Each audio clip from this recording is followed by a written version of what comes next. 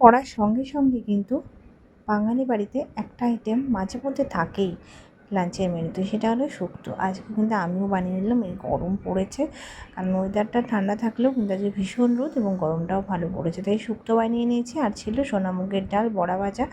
ডালটা করা দরকার ছিল না, কিন্তু এখন মানুষ হেলথ কনসিয়াস হওয়ার জন্য ভাত কম খাচ্ছে, তাই জন্য একটু বেশি সবজি ডাল এগুলো না খেলে তো পেটটা ভরবে না, তাই জন্যই ডাল করা। এবং তার সঙ্গে ছোলার ডালের বড়া দিয়ে আলু দিয়ে ঝোল করেছি, মানে বড়া করে ঝোল। তার সঙ্গে মাছের ঝোল রয়েছে, রুই মাছের আলু দিয়ে পাতলা করে ঝোল রয়েছে।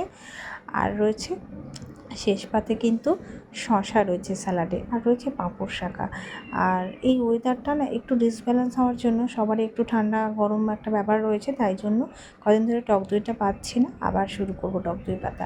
কেমন লাগলো লাঞ্চের মেনু অবশ্যই জানিও, আর তোমরা কি লাঞ্চ করলে সেটাও কিন্তু জানিও। আজকের মতো বাই বাই।